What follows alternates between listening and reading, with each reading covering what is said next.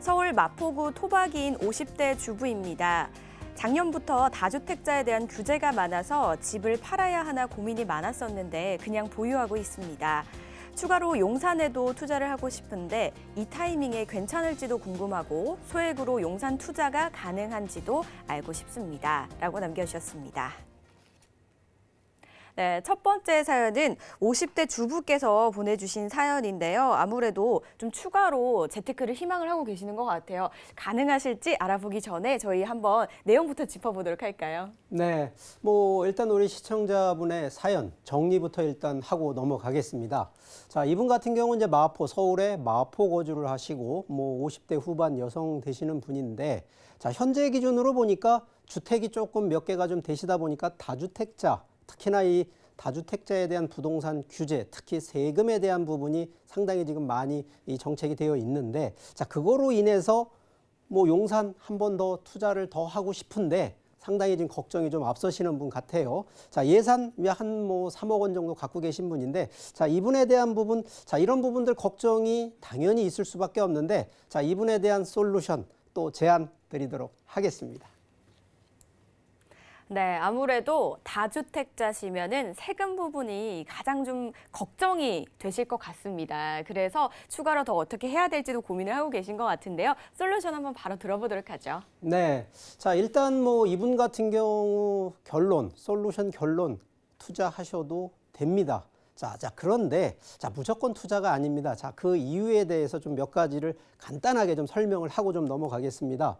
자, 이 과거 저희 나라 지금 정권이 여러 번에 의해서 바뀌어졌는데, 자, 희한하게도 부동산 정책이라는 게 반드시 사이클을 이루고 있습니다. 자, 과거 물론 이제 그 이전 정부들도 있었습니다만 조금 오래전 노태우 정부 때, 자, 이때 규제 정책을 좀 했었습니다.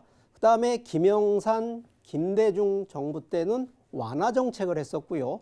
그리고 노무현 정부 때 규제. 자, 이때도요, 상당한 규제를 했습니다. 실제 이때 종부세, 우리 종합부동산세가 이때부터 이제 시작이 됐었는데, 바로 이 다음 이명박, 박근혜 정부 때에는 완화 정책을. 자, 현재 우리 지금 노무현이 아니라 우리 문재인 대통령이 지금 현재 대통령인데, 바로 이 문재인 대통령이 지금 하고 있는 이 부분, 지금 아시는 것처럼 규제를 하고 있습니다. 자, 이게 지금 사이클로 보면 규제 완화, 규제 완화, 규제. 자, 이게 지금 정권별로 보면 이 사이클이 꼭 동일하게 가는 건 아니지만 이 반복 사이클을 이루어지고 있다는 거거든요. 자, 그러다 보니까 실제 그러면 부동산의 가격 상승추를 보면 규제할 때 가격이 상승을 하고요. 완화할 때 이렇게 아무래도 하향 곡선이 됩니다. 자, 그러다 보니까 규제가 되는 배경 중에 하나는 가격이 많이 월등히 상승을 했기 때문에 부동산에 불공정이 됐던, 또 가격에 대한 공정성을 유지하기 위해서 정부가 간섭을 하고 규제를 할 수밖에 없거든요. 자, 그러다 보니까 현재 2019년도, 그럼 2017년도와 2018년도 기준으로 부동산 가격 상승이 상당히 많았습니다. 그러다 보니까 이게 투기 과열 지구, 특히나 투기 지역 같은 거 지정을 하는 배경이 바로 이렇게 정부 차원에서 있을 수밖에 없었다. 자, 이런 점을 드린다 그러면, 자, 현재 그러면 가격이 상승되는 게 멈추겠느냐? 그렇지 않다는 얘기를 드리는 거고요.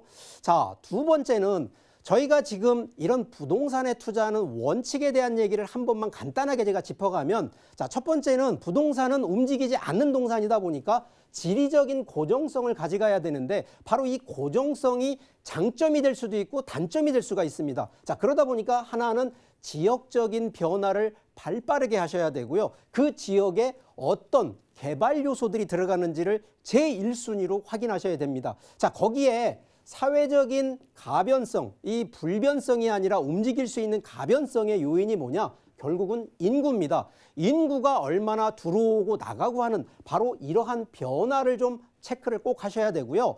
경제적인 부분, 자, 같은 지역이라 하더라도 서울권과 지방권의 가장 큰 차이는 바로 이 소득 구조, 같은 인구가 아닙니다. 인구 안에서도 다른 구조를 가지고 있는 바로 경제적인 부분, 거기에 행정적인 거. 자, 아까 말씀드렸던 바로 이 개발 요소가 바로 이 행정적인 거의 가변성인데, 자, 이 역은 그 지역을 얼마나 개발을 하고 장려 촉진을 하는지, 도시계획은 어떻게 되는지 바로 이러한 부분이 중요하다는 얘기를 드리겠고요. 자, 그러다 보니까 실제 지금 규제에서 적용되고 있는 다주택자들, 우리가 지금 다주택자에 대한 걱정은요. 자, 세금에 대한 부분은 아시겠지만 수익이 양도 차익이 많으면 많을수록 세금은 더 거치게 돼 있는데 그만큼 수익이 발생이 된다라고 이해를 하시면 됩니다. 자, 근데 여기 지금 빨간색을 보시면 자, 이게 투기 지역입니다. 가운데 한강을 끼고 있는 바로 이 지역. 자, 이거 정부가 규제 정책으로 지역 지정을 해 놓은 건데 자, 여기 중심이 바로 강남, 용산, 강남 바로 이 부분입니다. 자, 그렇다 그러면 여기에 추가로 더 투자를 하는 부분에 대해서는 제가 왜 찬성을 드리냐면 자, 기본적으로 가격 상승이 오르막 내리막이 반복이 된다고 얘기를 드렸는데 자, 우리는 항상 보면 상승되는 시점에 꼭지점이라고들 알고 가시지만 자, 하락되는 기준은 대부분 아까 같은 행정적인 요인이라든가 이런 부분으로 변수가 빠지면 당연히 하락이 오는데 자, 지금 여기 투기 지역으로 잡혀져 있는 그것도 정부가 딱 지정돼 있는 부분 자, 이런 얘기 저는 솔직히 정부가 쪽집게라고 얘기를 좀 하고 싶습니다. 자, 그래서 이런 지역을 좀 가시는데 자, 가장 큰 문제 자, 이 지역 가격이 아까 말씀드렸던 상승의 상승을 더 가지만 상당히 규모가 필요합니다. 그렇기 때문에 큰 금액을 가져가야 되는데 과연 소규모, 소액으로도 갈 수 있는 데가 과연 어떤 게 있을까?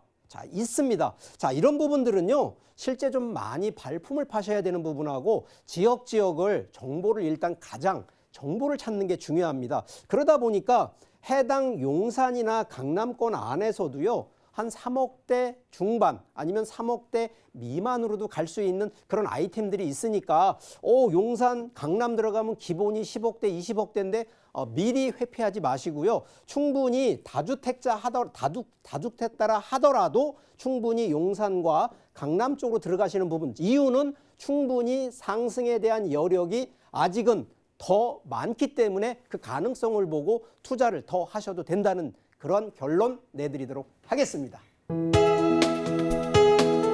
본 방송에서 제공하는 부동산 정보는 투자 판단에 대한 조언입니다.